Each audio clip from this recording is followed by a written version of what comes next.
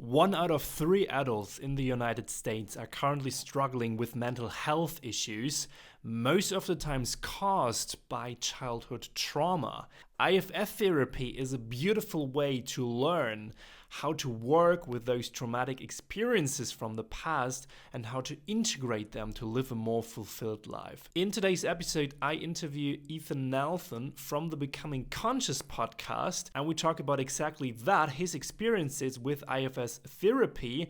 We also do a tiny work session where he guides me through a small IFS session here. We also talk about trauma, about somatic experience, and get into how we can combine psychoanalytical approaches like IFS therapy and somatic approaches like SE by Peter Levine. Enjoy today's episode with Ethan Nelson. What I'm interested at first about you is, because when I saw your channel and the channel's name, Becoming Conscious, I just had this in my mind for like so many years, because when I think about a channel, I would name it like that as well. So this is why I had like this, wow, open eyes when I saw your channel. Okay, wow, this guy must think in a similar way as I do. So how did you come up with that channel's name in the first hand?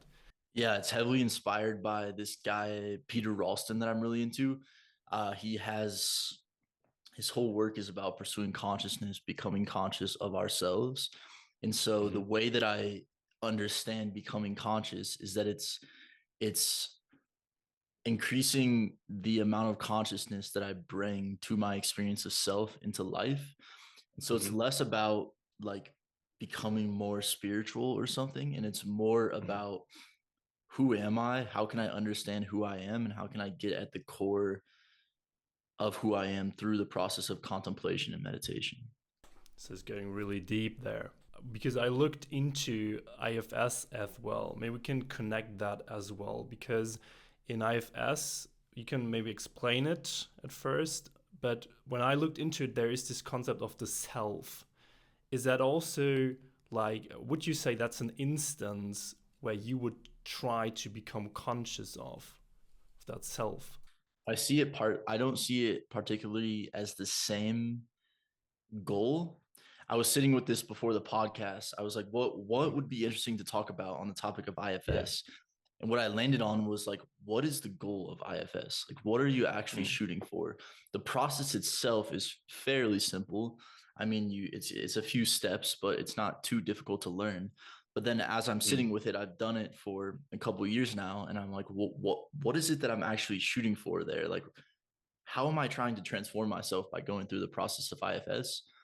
I don't think it's particularly the same goal as becoming conscious. Whereas becoming conscious, I see the goal as experiencing life truthfully, awakening to who I am, uh, what Buddhists in Buddhism sort of know self, or experiencing life without concepts is kind of the goal of becoming conscious. Whereas the goal of IFS, I'm sure other people would see it differently, but it feels like the goal of IFS is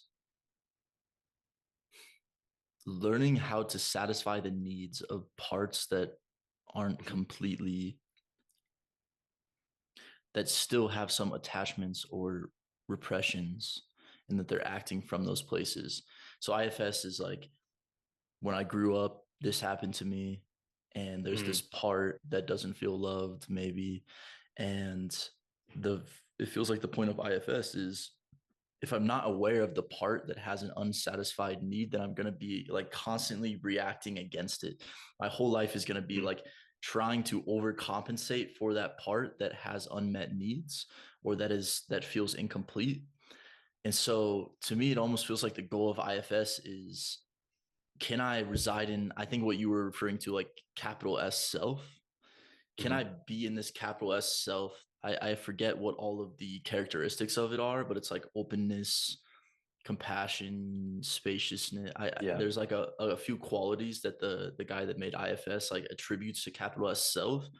And it's like, can I learn how to reside in that? And then when a part gets triggered, to actually relate to that part from capital S self, rather than from, oh, like this part is true, I need to like overcompensate. Oh, I feel all and like because so often we like identify ourselves as these parts, but what would it look Yes. like to experience the parts from a higher perspective where they're actually held within the context of capital S? So Yeah, isn't that interesting that when we have, say, like pure consciousness, like that's the essence, then we take a concept such as a self into that and we try to explain this world via this concept, but we can still like watch them from this bird's eye perspective, from that pure consciousness perspective.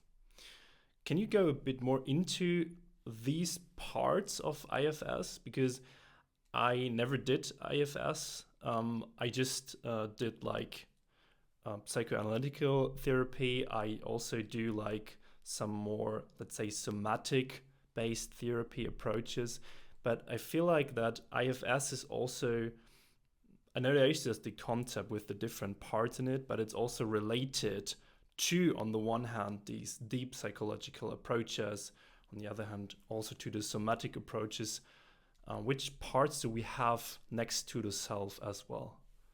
do you want to go into a little exercise, like maybe 2 or 3 minutes to get a sense of what IFS is like? Yeah, I'd love to. Awesome. And so a caveat, I am not a therapist. I am not a trained Yeah. therapist. So this is just based on my own understanding. So take this with a grain of salt. But I will yeah, we can go into a little bit of the process that I've been doing in my own life, just like by myself. And so it'll go something like this. So you can just start by closing your eyes, and then the first step is to sense into your body and see what sensations are present. Are there any sensations that Yeah, feel a little there. tense or contracted or not fully free and spacious? I think for me now there is like there's a bit of excitement, like obviously positive excitement for the conversation, also some excitement like can we produce like a really good content here, right? Some pressure, of course. Is this content good enough?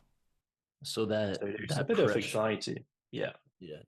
So that pressure, anxiety, that voice that like says, "Is this content good enough?" What is there like a shape to it, or where is it in your body? Yeah, it's in the stomach area. For me, it's always some kind of brown color. It's like the construct of wool, right? It's really like so brown wool kind of shape. So we're gonna get So in touch with that as much as we can. yes, The whole process of IFS is we're going to start asking that part questions. So the first thing we're going to do is we're going to relate to it as this capital S self. How exactly do you feel towards that part? I do feel a bit of shame about it.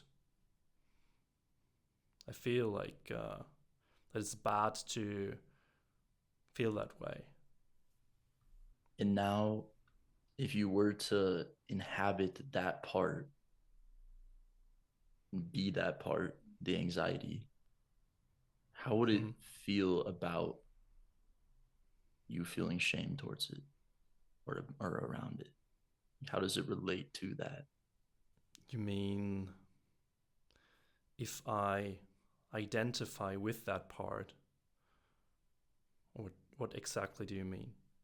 Yeah, it's almost as if you were speaking to it just now.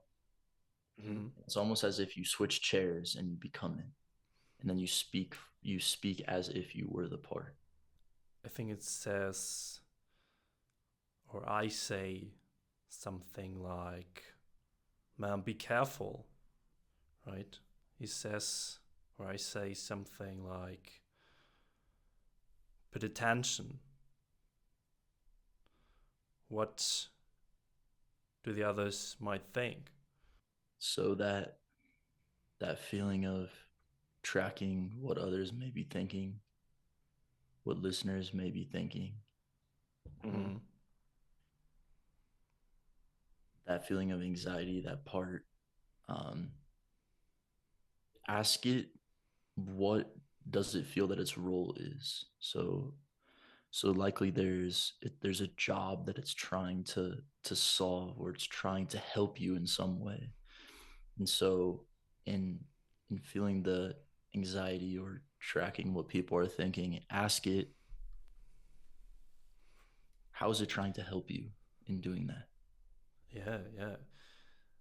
I mean, he's obviously protecting me, right? He's protecting that self, that sense of self, And what is he protecting you from? from getting hurt, from that feeling of overwhelm when someone, for example, insults me for bad content, for me putting out my opinion out there, whatever I put out there. Yes. And now can you ask it what might happen if it were not doing its job, or if it stopped the need to protect in this way? What happens then is probably technically nothing, because I mean, there's who cares, like, if there's someone on the internet texting anything.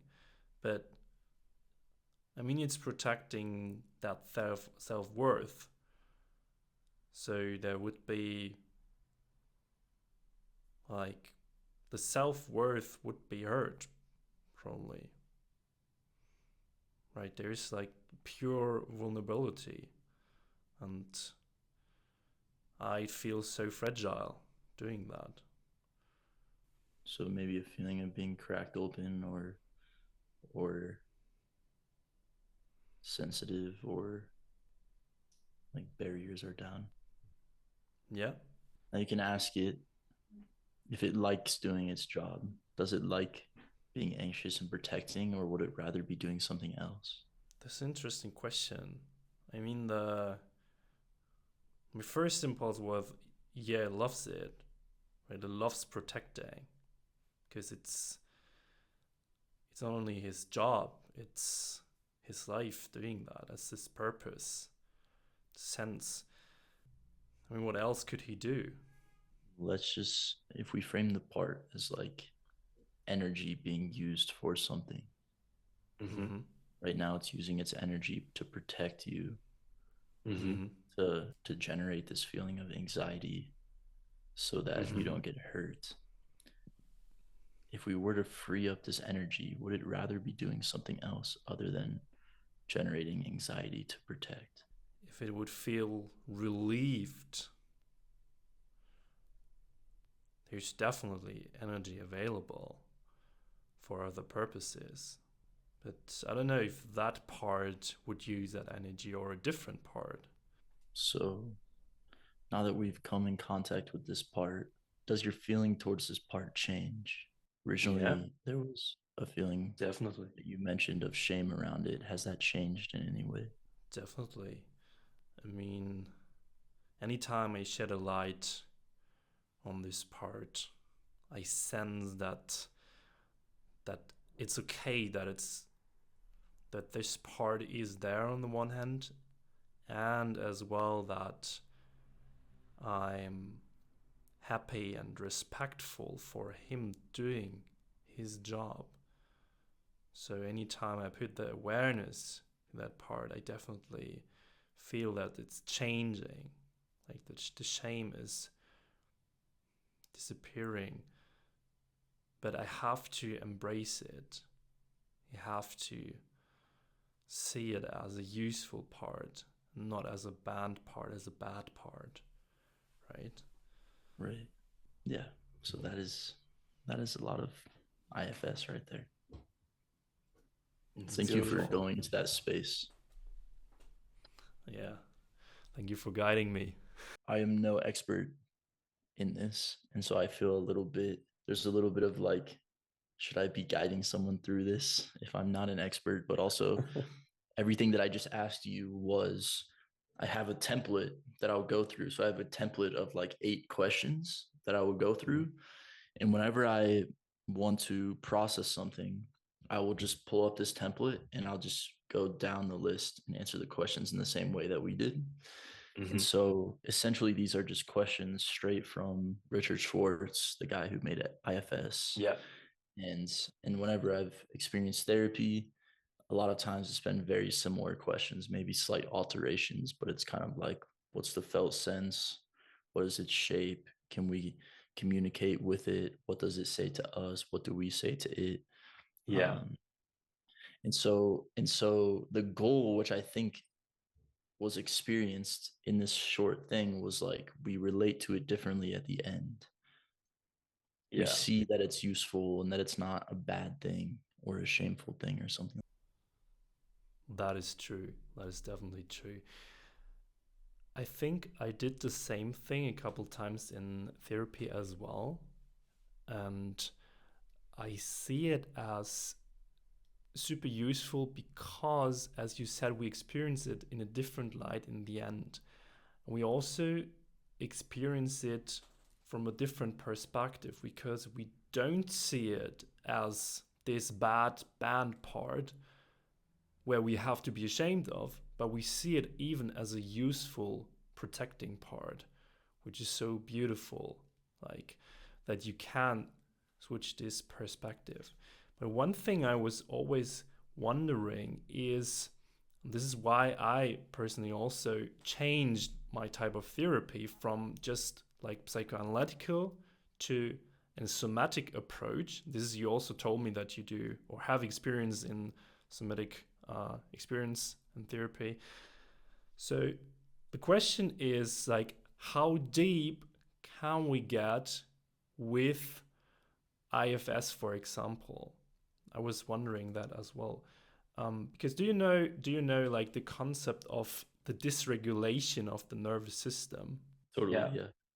Yeah, so this is what happens, right? When I do have, for example, a cognitive or like an experience inside my head, I would say, like an emotion coming up, shame, guilt, whatever it is, or I have like or this emotion is also like linked to a traumatic experience, then the nervous system dysregulates by putting us into the fight or flight mode, right? And with an exercise like this, we can obviously re-regulate to a certain point, but this is also what my therapist said. The question is, how deep can you get with that cognitive approach? And this is why I wanted to ask you, how deep did you go, or were you able to re-regulate your state then, for example, in a traumatic trigger, or when do this somatic experience, for example, or somatic approaches come in? Yeah, this is a really good question because this, to me, I think you're tracking the same thing that I am, which is that a lot of times IFS can stay very heady, can stay on the cognitive level a lot. This is what I mean. Yeah. Yes, and a lot of the times where I've gone away from IFS is sometimes it feels like it works, and then other times it feels like I'm just running in circles in my head, and I'm just like staying up here and nowhere else. And so I think somatic work is extremely valuable and needed to kind of counteract the very heady IFS style. And I imagine Richard Schwartz and in people that practice IFS, there are ways to use it to get into the body. But I personally think it's a little bit more challenging to use it in that way. It just feels, at least for me, it feels more natural to just stay in the head while I'm doing IFS. And so, yeah, absolutely, somatic work is needed. And especially when there is a trigger, especially when there is a dysregulation happening, I think IFS it's really hard to use that in that moment. Like, it doesn't feel like a very effective tool in that circumstance. And personally, I still find it challenging to know how to respond in a dysregulated state, because when in a dysregulated state, it's like everything is kind of like, I mean, it depends how intense the dysregulation is, but a lot of times it's like kind of fight or flight energy. And it's like, I don't know what to do. Oh my God, this is really intense. And so, I mean, the one that's worked literally the best for me out of every single one I've tried is like uh, just a breathing technique, which is like 4 seconds in, 3 seconds hold, 8 seconds out. And so the idea is like by lengthening the out breath to much longer than the in breath, it like actually calms the nervous system. So like literally that's the technique I'll use most often. But recently I've been using some contemplations, which are whenever I feel that intense trigger happening, whenever I like, usually it's like when I'm out about doing something with people, when I get home, usually it's still kind of triggered. And what I will do is I'll just ask myself, what's underneath this? I'm like, I'm triggered. What's underneath the trigger? What's underneath the trigger? What's underneath it? And a lot of times what I will land on is like, oh, there's not enoughness, or I feel like somehow I'm wrong, or like there's these core things, these in IFS would be like core parts, or but also like I don't think IFS is the only frame to use for this. And it's like there's also just like these, I'm just attached to these ideas about who I am, which tell me either I'm not enough or I'm worthless or I'm wrong. And almost every single time I get triggered, it's one of those attachments that like got poked or something. And so the goal for me, or recently what I've been landing on, is can I ask what's underneath it, find it, and see that I'm actually choosing to believe that thing, and get to what this woman I interviewed on the podcast, Corey Gatuna, she calls it the choice point, where you get to this point where you realize that you're actually choosing to have this not enoughness or wrongness or something belief. And so like the whole like work that I'm doing now is like, can I get to that choice point and stop choosing it, and realizing that all of these emotions that I have, so many of the emotions that I have are just reactions to a trigger. And so if I can work with the trigger and see that I'm choosing it and I don't, and relate to it differently, a lot of times the emotional experience dissipates. Like I've had experiences where I've gotten really triggered. I go home and I'm in this kind of triggered state, and I do this process, and then eventually all the emotions kind of just disappear, because it's like what was underneath all of the emotions was like one thing. There's like this one thing that was like giving rise to all of these different emotions. So I can like work with the emotions, and I can try to like understand the emotions better, or I can just like feel them fully and try to get at that which is like giving rise to all of them. So that's kind of like my philosophy these days, but also it's not the only approach. Yeah, I think it's really interesting because I had a similar experience. When I think about me getting triggered, there's like most of the times there is just one thing underneath it, and for me it's mostly a suppressed need, right? So when I identify which need in that moment is suppressed, then I get that feeling of relief, right?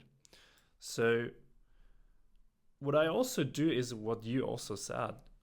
It's really interesting to have that as well in social interaction. When I see, for example, my girlfriend getting triggered or a friend getting triggered, my parents, I often try to just get straight to the core, right? What's underneath it? Like, what do you want to say to me? What do you want to communicate? What's missing? What do you need? Because that's the question I always have then. And then you can resolve it pretty quickly, because you work your way straight to the actual point of what's the trigger causing. That's really interesting. But you said like that you deal with it by just also making that decision in the end, making that clear decision. Yeah, and this is what becoming conscious means in another sense. There's this, if I'm getting triggered because there's this like core belief, Usually Mm-hmm. it's because I'm not conscious of the fact that Yeah. I'm choosing it. And so making the decision to not choose it, it's like this process of first I must become conscious of how I'm actually choosing and generating this belief. And then once I'm conscious of it, then I can choose to not do it, basically. And so it's basically like I can't just stop the belief unless I'm conscious of how I'm choosing the belief. Once I'm conscious of it, then I have the ability, the agency to stop choosing it. And that's the whole Mm. point. But a lot of times it just arises and I have no clue why it's arising or how I'm creating it. And that's when it's like most difficult because it's like it's frustrating because it's like I don't know why this is happening and I don't know, and I'm choosing it but on like a very unconscious level. So the whole point is like, can I become conscious of how I'm choosing it? That's interesting. I think it also aligns to, Dr. Gabor Mate. Yeah, I do. Yeah, he talks a lot about that concept, especially when we talk about deep-rooted trauma. He talks about this tiny T trauma, and I think that's also like huge part of this process because trauma is so deeply rooted that it is, or for most people, I would say, including me, it became part of our identity. And when something is part of our identity, then it is really difficult to become conscious of that because we are kind of like we constantly believe the bullshit the trauma is telling to us because we believe that that's the actual truth, right? So to find that separation in that, right? Become conscious of that trauma part. That just allows us to make that decision to act differently, for example, in the here and now, right? To finally like get rid of that for trauma causing trigger, for example, or that you have this core belief in that moment coming up, whatever it is, like I'm not good enough is beneath all the stuff. Okay, I know I'm getting aware of it and being able to decide to now act in a different way, not coming out of that trauma or not coming out of wherever this. Most of the time, you said that we do not know where the trigger reaction come from in some time, right? Do you have? You said like because I want to like in the end now I just want to go a bit more as well into the you said like somatic experience. Is that the technique from Peter Levine? Is that correct? um I haven't gone super deep into Peter Levine's work. The main one that I was practicing was TRE, trauma release Mm-hmm. exercise. So I don't know who made it, but basically it was like a process where you fatigue your legs a lot and you lay down Mm-hmm. and let your legs kind of just twitch. The idea is that it's like getting out bodily, like there's trauma that's stuck in the body and you're just kind of letting it do its Yeah. thing. Um, I would like to get into Peter Levine's work. I think I looked up some videos and tried to practice it one time, but I don't feel like I've like fully gone into that, into his techniques by any means. Yeah. Yeah. I think what he always talks about when you have like the initial trauma situation, then what the body will do to release the stress is just shaking and vibrating a lot. And I was wondering if we can imitate that even, let's say, like 15 years later. If that has the same effect, or if they're like, This is what's really exciting because I think this is how I see the essence of TRE is basically mm-hmm, like letting your body shake all of the stuck Mm. trauma out. And it's crazy because when I was first learning TRE, I basically learned it as in you do this you do this process and it's basically similar to if like a gazelle is being chased by a lion. They're like running away, and then once they eventually get away from the lion, they will sit down and they will just like shake for like 5 minutes straight.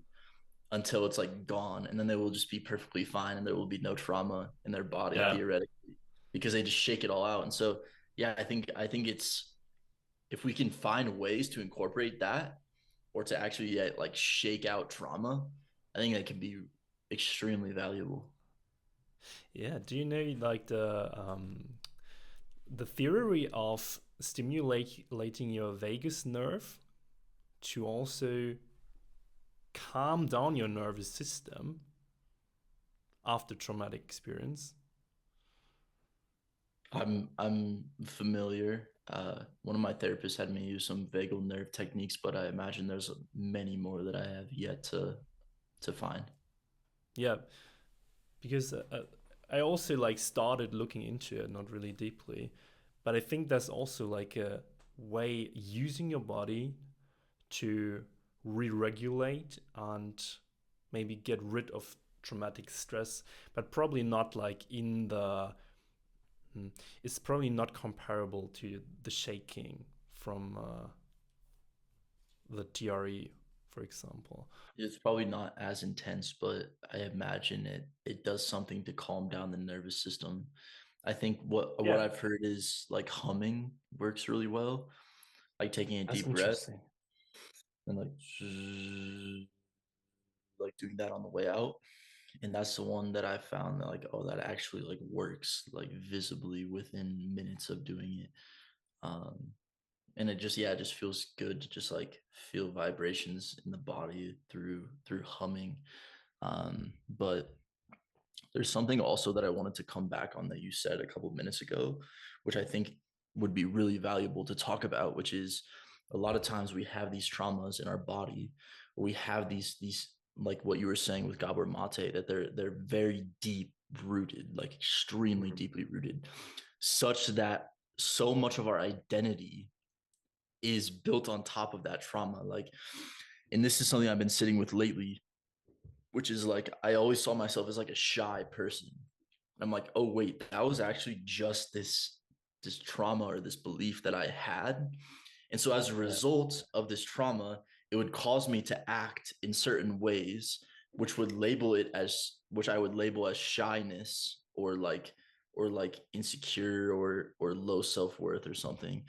And then in turn, that belief would then influence, it would make it harder to act differently. And it was kind of this like circular feedback loop, this reciprocal feedback loop, where the trauma would cause me to have a certain identity, which would reinforce the trauma. And it would just like, it was like kind of like a downward yeah, spiral, so to yeah. speak. And so when we talk about, I just want to underscore that when we talk about like becoming conscious of this root assumption and acting differently, this is a very challenging thing to do. Like this is not easy by any means. And I think it's one of the most difficult things, and why we go to therapy in the first place, because it's like, as I in my own life have been doing, I have this sense that I'm becoming conscious of these root assumptions that I have, but yet the behavior change isn't happening. Like the fact that I'm conscious of it does not automatically mean that I'm going to be showing up in a different space because I see that I'm choosing this core assumption. And it's almost like, because it's such a feedback loop, the like the picture in my mind is almost like just like jumping to a different like self experience, where it's like I feel Mm. experience myself as shy and insecure. And my whole process, or how I've been sitting with it these days, is like, how do I actually transform into something different? And it's almost like I have to like just choose to show up as something different, and just like try to be in that space as much as I can. And then inevitably there will be like a trigger or a trauma or something that will bring me back down to Mm-hmm. my default, like what feels most comfortable. And almost Mm-hmm. it's almost like, by trying to inhabit something that's not the not enoughness, Mm-hmm. I am able to inhabit it for a certain period of time. And then whenever the trigger happens that pulls me back down, I just try to get really curious about it. I'm like, what just happened there? Like, why did I just get triggered and brought down to the more comfortable state? And in my mind, I have this sense that if I do that enough times, I will start to understand the triggers enough that I'll be able to just be in this space, and Mm-hmm. the triggers won't be pulling me down as intensely. But also it's like, it's just really difficult to inhabit something else. It's like Yeah, I get it. I get it. Yeah, it's really interesting to just repeat it. If you, like you said, if you do it enough times, then at some point you might be aware, maybe even before it happens. I think what my therapist also told me is, especially in that scenario, like maybe not just doing it enough times would help, but also looking at it from a perspective of needs again. Just see, if you have this kind of trauma, what is the actual thing that you need where you would automatically do not behave, for example, like a shy person. For many people, for example, anxious, they have this missing sense of security in life. So when you do not feel super secure, you would automatically just hold yourself back and behave more shy. Because again, you want to, like what we saw with me in that exercise, that I want to protect myself from getting hurt, from showing myself vulnerable, because I do have this sense of I'm not secure. And that is what actually is, let's say, the missing foundation. Have you seen that from that perspective? yeah, absolutely. I think there is something to be said about unmet needs. And also I struggle with that perspective a lot. For Mm-hmm. I don't know, it's interesting because it's like in one sense there are definitely like unmet needs that would help to become aware of them and to work with Mm. them better. And so for example, like in my life I was working on safety need a lot. Like I just felt unsafe for some reason. Mm. I was just like going about the world and nothing quite felt safe, and I would as a result just feel a lot of fear around Mm. like, yeah, just feeling fear. And so doing a lot of those Mm. vagus nerve exercises, a lot of breathing with humming. And Yeah. my therapist told me to get a weighted blanket and to like sit under a weighted blanket and just like try to feel like held. Um, Yeah. but and after I did that, that helped a lot. But it was very interesting because it got me a certain part of the way, like to get from like no safety and utter fear, it got me to a Mm. place where I'm like, okay, I feel somewhat safe and there's Mm. less fear here, but it hasn't fully gotten away. But for me to Mm. get from that to like I feel safe was almost like I almost had to like take a leap of faith, and I had to like Mm. show up and maybe like say something vulnerable and realize that I feared that something would happen, and then when I said it, nothing actually happened. And I almost had to like Mm. prove to myself that even though I feel a little bit of fear and lack of safety, a lot of it's just in my own head. And if I just like hurl myself into it, Yeah. it's like I feel that, oh, it actually is safe. And it's like it was like that realization. And so it's like, yes, there was that unmet need, and at some point I had to just stop framing it as a need and Yeah. just do the thing. Does that make sense? That makes totally sense. That's beautiful. I mean, you did it from both sides, right? You had just this foundation of safety you created by doing these exercises, and then exposing yourself, putting yourself out there to experience that it's actually safe and secure out there. So That's it's And that was beautiful. the hardest, and that was the hardest part. Like the Yes. exercise, not the or the easy part. That was the hardest Yeah. part. And I think I say all of this because I think I wanted to bring a little bit more nuance to it, which is that the exercises are good, but they won't take you all the way. Is what I was, Yes. I think, getting at. Like you can really cultivate and meet your needs with these exercises, but then there's some point where you have to just drop the exercises and go out and experience something else. Or I'm not sure exactly how to Mhm. phrase it, but the exercises take you part of the way, but not all of the way.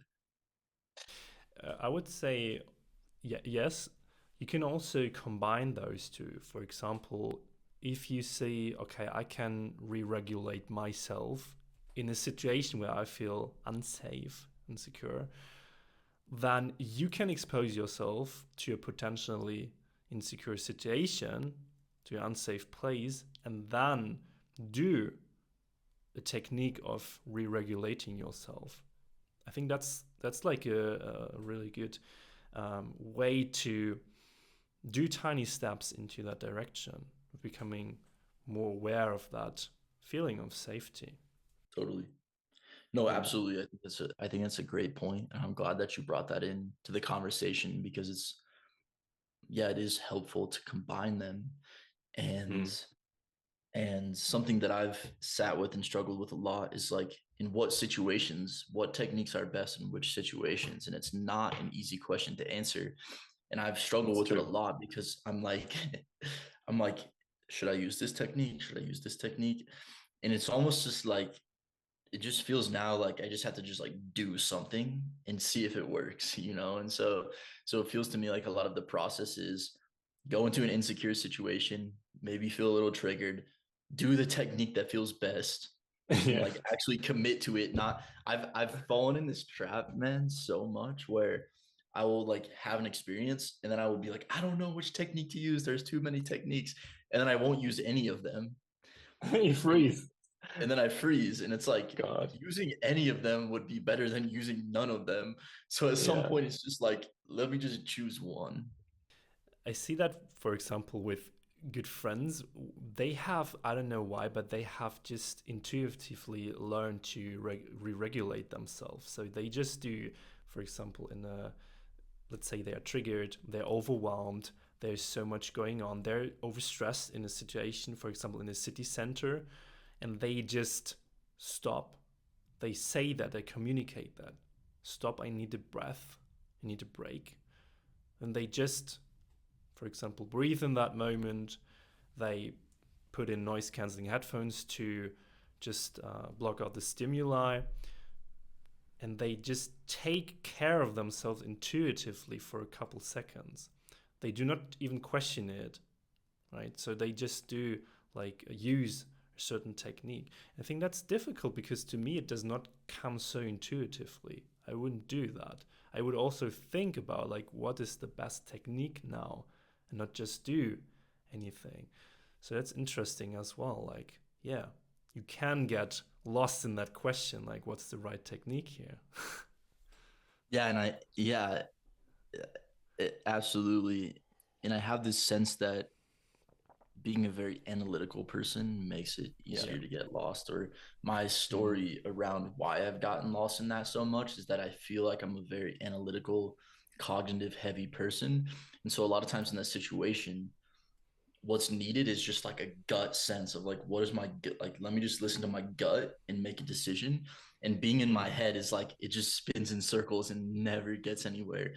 And like it's like Yeah. really difficult for me to be like, I'm spinning in circles right now, let me just like go down to my gut and just like do something, rather than I need to figure out the perfect thing.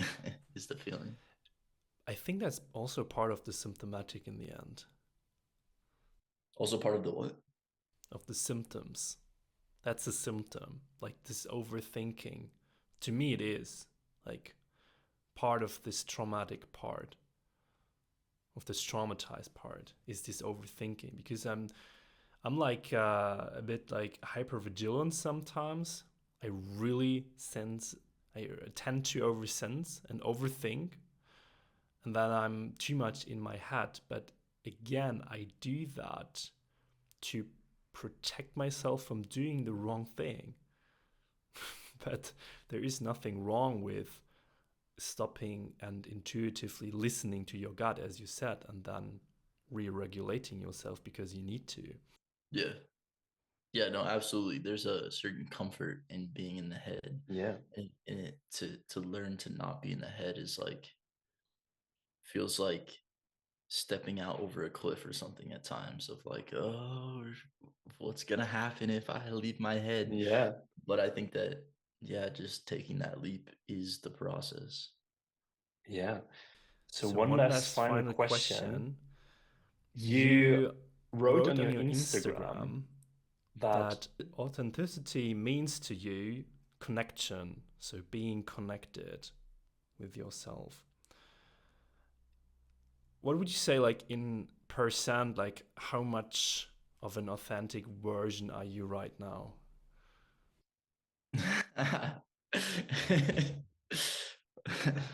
I don't remember writing that, which is interesting. I would say I would be hard to put a percentage on it. I'd say probably like 85%, maybe 80%. But whereas before it was probably 50 or 40. And so I think if I can't remember exactly writing that, but I do remember speaking on authenticity recently and talking about how integrity and authenticity are very closely related. And so I think that my process recently of like increasing authenticity has been, if I'm lying to myself, that's inauthentic with myself and with others. And like if I'm showing up inauthentically, it's either because I'm putting on a facade, lying to them, or lying to myself, or both. And so recently it feels like, and maybe this is what I was talking about on the Instagram, but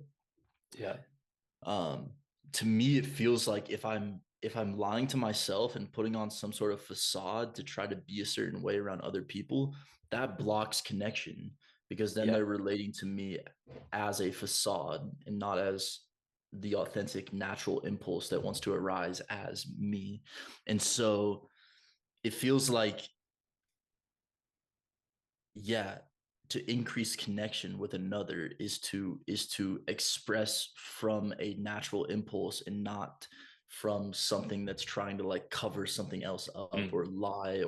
And so my practice has been like, can I like express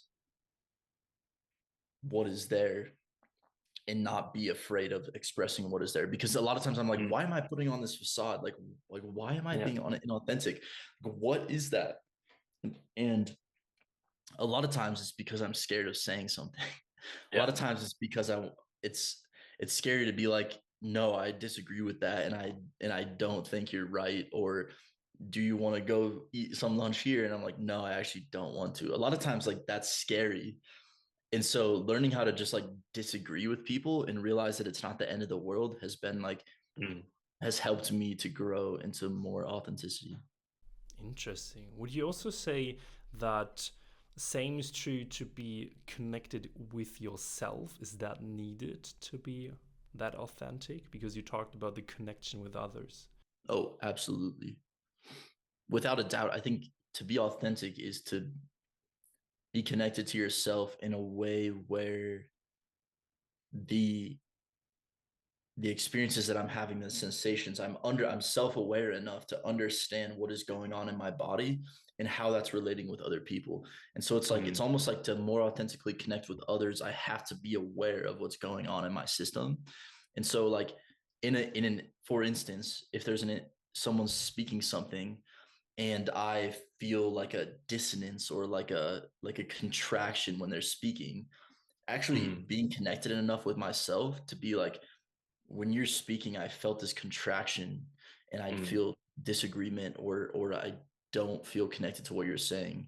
Like that requires that I have some sense of what's happening in my body, and I'm able to tune into it enough and feel that there's a contraction happening. And so in that sense, there's like connection with self is a necessary prerequisite to authenticity with others. Yeah, and this is where pure consciousness or the awareness of yourself is the foundation again, right? To be aware of that connection. And also I think tuning into deep states of consciousness is not the same thing as noticing emotions. Can you explain that? Yeah, I think there's this distinction that I've been making, which is to be able to understand what's going on in my body and authentically communicate the emotional state or experience with another person, without covering anything up. That is like that. It feels like that's like having self-awareness of the signals of my body. Whereas when I talk about becoming conscious or like tuning into pure consciousness, it's more of like a dropping, like when I'm expressing an emotion, there's like a certain level of explanation that comes with it, or it's like, here's an emotion I'm feeling. This is how I'm relating to you. It's very much in the linguistic context. And when I'm tuning into pure consciousness, there's no words whatsoever, where the goal is almost to experience what's happening in the room, in my body, in all of my senses, sight, sound, touch, feelings, but to not put any interpretation on it whatsoever, and to just experience it as it is. And so it almost feels separate to me. Like, to experience something as it is not quite the same as noticing and expressing with words to another person. And almost it feels like the goal of pure consciousness is to experience life without the interpretation of the self behind it. Like, I am here doing this thing, this is who I am. Whereas it's very hard to do that when it's very, very hard to be in that space when communicating with other people, because it's almost like I have to be a self in order to I am being a self right now in relating to you and telling you about my experience, and you are being a self and relating your experience to me. So there is like selves relating with self. Yeah. Whereas with pure consciousness, it's like, it's just experiencing just without the self. being itself. It's the pure being mode. Yeah. So like being, pure right? consciousness is like pure being mode. Whereas the other one is like self-awareness and expression of emotions or whatever state is present. Yeah. Beautiful, Ethan. I think it's a good ending. Great closing of the circle. Thank you very much for guiding through the exercise and also for your precious time. Do you have any last words you want to mention? Pitch yourself. No, I mean, I just appreciate you reaching out and in setting up a discussion. I looked through your work a bit and really appreciate what you're doing. It sounds like you're really helping people understand themselves, understand what it means to. I saw a lot of your work on like being a highly sensitive person and tuning into our own sensitivities, and that's really interesting to me. I haven't really gone into that territory too much, and yeah, just keep it up, man. And if any of the listeners want to find my work, I have a podcast, Becoming Conscious, or a website, becomeconscious.substack.com, or a newsletter. And that's where people can find my work. Yeah, we'll definitely link all the resources down below in the episode description. And I want to say thank you a lot, and keep going what you're doing, man. I appreciate it. You too. Thank you. Thank you so much for listening to today's episode with Ethan. If you enjoyed this episode, also make sure to check out his socials, his podcast, Becoming Conscious, on YouTube or Spotify, wherever you love to listen. Also check out the book list and everything else. Make sure to subscribe to the podcast on your favorite platform, and I soon speak to you in the next episode.